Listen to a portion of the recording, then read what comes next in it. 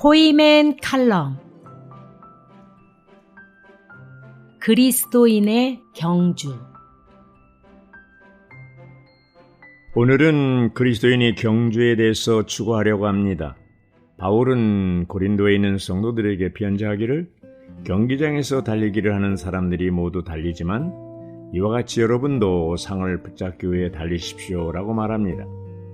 바울은 영적인 경주와 그 보상을 신뢰로 들기 위하여 고대 헬라인들 가운데 각종 경기들을 우리 앞에 제시했습니다. 이 경기에 참가하는 선수들은 아주 극심한 훈련으로 단련을 받았습니다. 그들에게는 체력을 약화시킬 수 있는 모든 방종은 금지되어 있었습니다. 그들에게 주어지는 상급은 군중들의 열렬한 박수와 수여되는 월계관이었습니다. 그들은 이것을 최고의 명예로 여겼습니다. 그러나 그 월계관은 시들어 없어진 것이요 기껏해야 한 사람에게만 주어졌습니다. 그런 무가치한 면류관을 얻기 위해 그렇게 많은 인내와 훈련이 필요하다면 썩지 아니할 면류관이요 영원한 생명의 면류관을 얻기 위하여 우리도 끊임없는 훈련과 절제가 필요합니다. 그러므로 우리는 모든 습관과 입맛과 기호를 버리고 오직 한 가지 목적을 위해 경주해야 합니다. 그 목적은 그리스도 자신과 천년왕국을 보상으로 받는 것입니다. 그리스도인의 경주.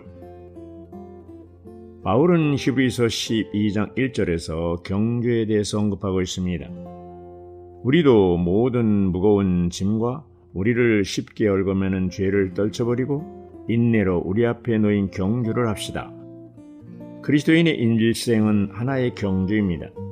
바울은 구원받은 모든 그리스도인들이 상을 얻기 위해 달려야 한다고 말했습니다. 이 상은 일반적인 의미의 구원이 아니라 특별한 보상을 의미합니다.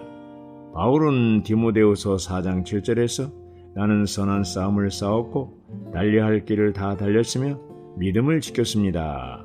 이제 후로는 나를 위하여 의의 면류관이 준비되어 있습니다. 라고 간증했습니다. 달려갈 길을 다 마치고 상을 앞에 둔 사도 바울은 그리스도인의 일생을 경주에 비유한 거의 유일한 사람이었습니다. 히브리서에서 그는 히브리 믿는 이들에게 경주할 것을 격려하면서 인내로 우리 앞에 놓인 경주를 합시다 라고 말했습니다. 그 당시 히브리 믿는 이들은 그리스도와 유대교 사이에서 분명한 태도를 취하지 못하고 망설이고 있었습니다. 그래서 바울은 그들을 그리스도께 돌아서도록 히브리서를 썼던 것입니다. 주님은 요한복음 14장 6절에서 내가 곧 길이요 라고 말씀하셨습니다. 여기서 그리스도가 길이라는 것은 무슨 뜻입니까? 경주할 때 길이 그리스도라는 것입니다. 경주는 하나의 길이요 하나의 과정입니다. 그리스도는 길이시기 때문에 그분은 또한 경주이십니다. 우리의 경주는 그리스도입니다. 성경 안에서 하나님은 우리가 취해야 할 유일한 길을 예비하셨습니다. 하나님은 그리스도께서 하나님의 길이심을 보여주시려고 여러 예표들을 사용하시는데 그 중에 가장 두드러진 것이 성막입니다. 주님은 제단에서 출발하여 물두멍을 지나서 임재의 떡상과 등잔대와 분향단을 지나 생명의 법이 있는 곳인 언약궤 앞으로 우리를 인도하고 있습니다. 지성소 안으로 들어가는 이 길은 믿음의 창시자의 완성자인 그리스도께서 개척하신 신약의 새로운 길입니다. 찬송가 793장 1절은 우리 앞에 달려야 할 길이 있다. 주는 곳 우리 길, 미혹하는 모든 것들 떠나서 달리자 달리자. 제단 지나 성소 지나서 휘장을 또 지나서 언약궤의 생명의 법이 목표요 또 상이다 라고 말합니다. 바울은 히브리서 10장 20절에서 주 예수님이 우리를 위해 새롭고 산 길을 열어놓으셨다고 말했습니다. 우리의 선구자이신 예수 그리스도께서 들어가신 지성소 안으로 우리도 들어가야 합니다. 경주의 목표는 지성소 안에 언약궤이신 그리스도이고 보상으로 주어지는 천년 왕국입니다. 구름 같은 증인들.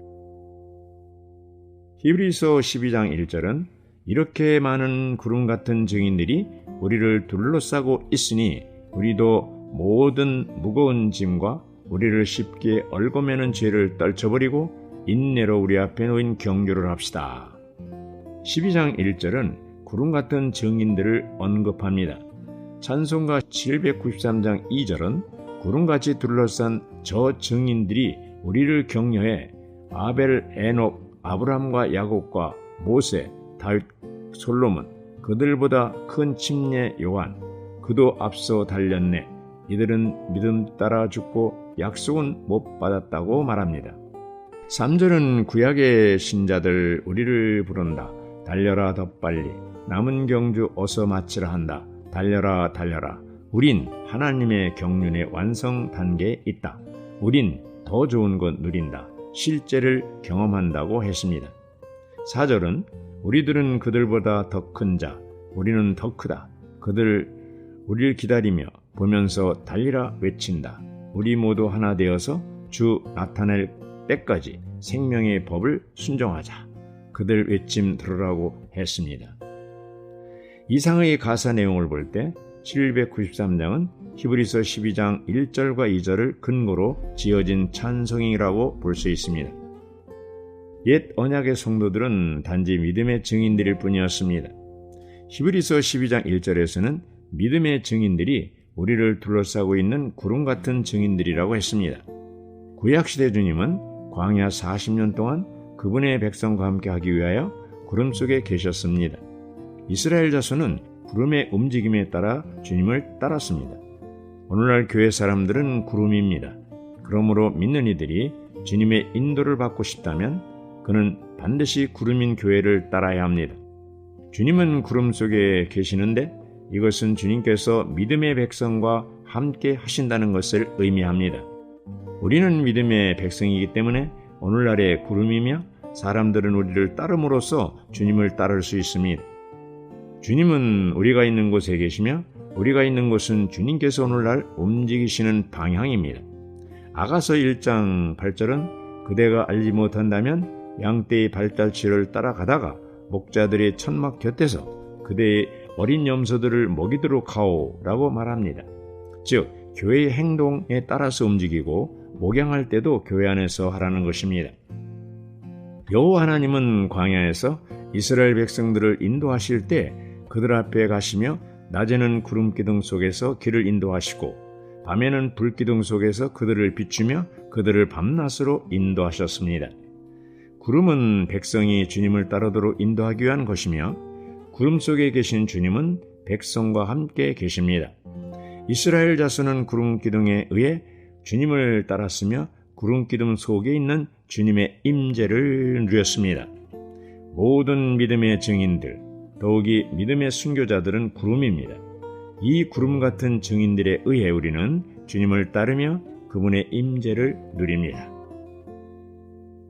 무거운 짐 얽어매는 죄.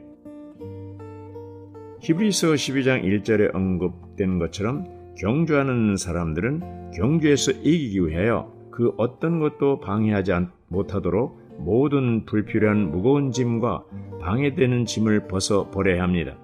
경주할 때는 누구나 가벼운 차림으로 달려야 합니다. 우리를 쉽게 얽어매는 죄는 주로 경주를 할 때에 우리를 얽어매는 죄를 가리킵니다. 방해하는 무거운 짐과 얽어매는 죄는 둘 다 유대교와 세상의 방해를 의미합니다. 유대교는 히브리 믿는 이들을 하늘에 속한 경주를 하지 못하게 방해하는 짐이었습니다. 12장 1절에 얽어매는 죄는 신약이 성도들과 함께하는 그리스도인들의 모임을 포기하고 하나님의 경륜 안에 있는 새 언약의 길을 포기하며 유대교로 돌아가려는 고의적인 죄였습니다. 오늘날 주의 회복의 경주에도 많은 반대가 있습니다. 그 반대는 기독교로부터 옵니다. 그러나 우리는 끝까지 인내를 가지고 경주해야 합니다. 이것은 우리가 그리스도께 속한 경주를 하려면 결코 우리의 혼이 지치거나 약해지지 않도록 반대를 견뎌야 함을 의미합니다. 구름 같은 증인들이 우리를 지켜보고 있습니다. 우리는 무거운 짐과 얽어매는 죄를 벗어 던지고 남은 경주를 달려야 합니다. 결코 우리는 모든 지체가 기능을 발휘하는 상호성의 모임을 포기하거나 하나님이 정하신 세계를 포기해서는 안 됩니다. 우리는 몸의 기능을 파괴하는 성직자 계급제도를 미워해야 합니다. 예수님이 니골라당의 행위를 미워하는 것은 그리스도의 몸을 건축하는 데 방해가 되기 때문입니다. 주의 회복 안에서 우리 모든 죄들이 기능 발휘하는 것이 무거운 짐을 벗어버리는 것입니다. 믿음의 역사와 증인들. 히브리서 11장은 믿음의 역사와 증인들에 대한 장입니다. 3절부터 40절까지는 믿음의 간략한 역사를 제시하고 있습니다. 하나님의 창조로부터 하나님께서 선택하신 백성의 모든 세대를 거쳐 신약에 믿는 이들, 그리고 영혼 안에서 새 예루살렘으로 완성될 때까지의 역사를 말합니다. 믿음의 역사는 하나님을 추구하는 사람들이 하나님의 약속을 받고 그들의 길을 가는 유일한 노정이라는 것을 증명하고 있습니다. 이 믿음의 역사 안에 포함된 모든 이들은 증인들입니다. 그러므로 히브리서 11장은 믿음의 역사에 관한 장일 뿐 아니라 증인들에 대한 장입니다. 여기서 증인이라는 말은 증언하는 사람을 말합니다. 헬라어에서 증인이라는 단어는 순교자와 동일한 의미입니다. 모든 증인들은 믿음의 증거를 위해 순교한 순교자들입니다. 우리는 믿음의 역사와 증인들을 통하여 격려를 받고 계속해서 주님을 따르고 그분의 임재를 누릴 필요가 있습니다. 하나님께서 신약에 믿는 이들을 위하여 예비하신 더 좋은 것들은 구약의 성도들이 예표와 비유와 그림자로 가지고 있었던 것들의 성취와 실제입니다. 예를 들어 왕국잔치는 구약시대와 신약시대에 이기는 이들 모두를 위한 것이며 새 예루살렘 안에서의 누림은 구약의 성도들과 신약에 믿는 이들 모두에게 해당될 것입니다. 그러므로 신약에 믿는 이들이 없다면 구약에 믿는 이들은 하나님께서 그들에게 약속하신 것을 얻을 수 없습니다.